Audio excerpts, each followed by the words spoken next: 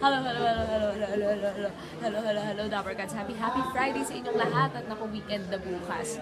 At ayan, medyo liwang aking energy ngayon because medyo hindi maganda ang pakiramdam ni Maggie Vina. Pero okay lang dahil nandito pa rin ako at susubukan ko ang aking best para makatulong sa ating Dapper Cats na nangangailangan ng payo at na may gustong lutasin ng kanyang problema. Ayan. Ito na nga. Pa-card na naman, bago na naman. Dati naman naka-coupon ban na kami. Ayaw kitang katabi to. Ngayon ito naman ang statement natin, ayaw kitang katabi. Kasi gusto ko may nagmamagitan sa atin. Ano to? Bakit naman ganito? Ayaw kitang katabi kasi gusto ko may nagmamagitan sa atin. Anyway. Dear Maggie Vina, matagal na po akong in love sa friend ko. Kaya lang po, bisexual po siya. Mas gusto niya ang mga lalaki. Talaga ba ito ang pag-uusapan natin? Bali 2 years ko muna tinago ang nararamdaman ko para sa kanya. Bago ko pinagtapat kasi ayaw ko masira ang friendship. Hindi ako nakapag-focus sa question. Matagal na po ako in love sa friend ko. Kaya lang po, bisexual po siya. Mas gusto niya po ang lalaki. Bali 2 years ko muna tinago sa kanya nararamdaman ko para sa kanya bago ko pinagtapat kasi ayaw ko masira ang friendship namin. Yung sinabi ko, ang feelings ko parang wala lang sa kanya pero medyo naging distant siya sa akin. Okay lang naman sa akin na hindi ma-reciprocate ang love ko for him basta wag lang masira ang friendship namin. Ngayon meron na siyang lover na bisexual din at mukhang happy siya. Itatanong ko lang sana kung kakapit pa ba ako or bibitawan ko na ang nararamdaman ko para sa kanya.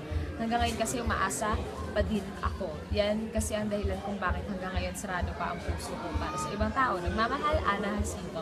Hi Ana, first time namin makakuha ng ganitong klaseng problema about sa pagiging bisexual. Pero ang masasabi ko lang, ang may sasuggest ko sa'yo ay i-let go mo na siya.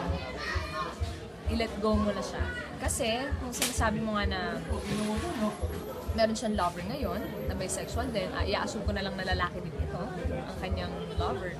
Hindi mo kasi mababago ang puso ng isang tao. Hindi mo mababago na, kunwari, ang hanap nila, ang hanap ng puso nila, ay katulad din nila, hindi mo na mababago yun. Kahit na sabihin mo na kahit gaano pa kayo ka-close o kahit gaano pa katatag yung friendship nyo or yung relationship nyo, kahit matagal na kayo nagsama, kung iba ang hanap ng puso ng tao, ay hindi mo maipipilit. Okay? Kung lalaki ang gusto nila, hindi mo magagawang gustuhin nila ang babae. Kasi iba talaga, hindi natin maipipilit ang isang bagay. Ang masasabi ko lang sa'yo, huwag natin ipilit, okay? Huwag natin ipilit kasi wala na talaga total. Marami pa naman dyan na marami pa namang ibang lalaki dyan, marami ka pa namang makakasalamuha. Meet sa buhay mo, feeling ko naman bata ka pa din. So, alam mo yun, wag mong i-stock yung sarili mo sa kanya. And syempre, tulad ng naiintindihan ko naman yung sinabi mo na gusto mo i-keep yung friendship na okay lang naman yun. Kausapin mo siya, nasabihin mo na kahit yun na lang, na kahit ay nako, si Kuya Wally na sa'yo, na kahit yung friendship na lang i-keep nyo kasi sayang din naman yung 2 years, sayang din naman yung pinagsamahan nyo together. So alam mo yun, feeling ko naman may intindihan niya. Siguro nailang lang siya ngayon sa'yo kaya siya naging distant kasi feeling niya siguro mahopya ka sa kanya. And for sure naman, tingin ko, ayaw ka rin niya masaktan. Ayaw din niya na humahopya ka sa kanya. And siguro hindi ka lang din niya maprangka na iba ang gusto niya, na hindi niya magugustuhan isang tulad mo kasi iba talaga yung tinok na gusto niya. So yung mga ganung bagay, huwag natin ipilit. Kasi pag pinilit natin, baka mas lumala pa yung sitwasyon. Just let it be. Ganon. Ayan, tulad na sabi ko, marami ka pa makikilala sa buhay mo. Marami ka pa mamimit na lalaki. And ayun na lang, i-let go mo na lang siya. And mas okay maging friends na lang muna. Kaya pag-usapan nyo, sabihin mo na, okay lang kahit ganito, ganyan, tanggap ko na kung ano ka. And tanggap ko na rin na hindi mo kayang mahalin, ganyan. Sana yung friendship natin, may-keep pa rin natin.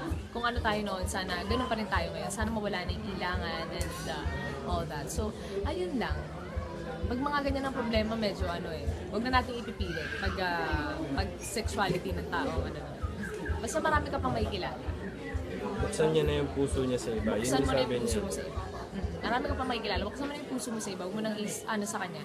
Huwag mo nang isarado lang sa kanya. Kasi mahirap talaga eh. Feeling ko kahit anong gawin mo, kahit anong love or care ipakita mo, kahit iseduce mo pa yan, wala talaga. Sa panahon nga ngayon, ayun. Yun lang, Ana. Sana nakatulong ako sa'yo.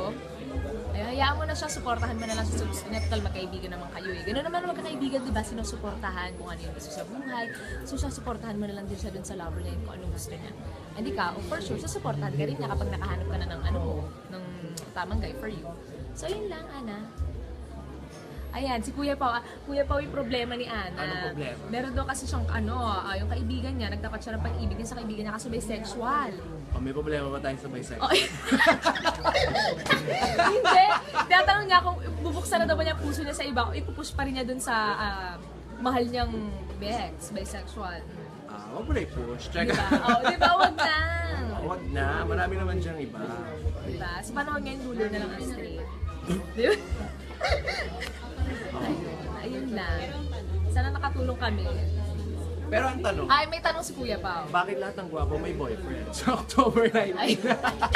October 19, Dapper Cats. Kayo. Ayan, all for one. Ang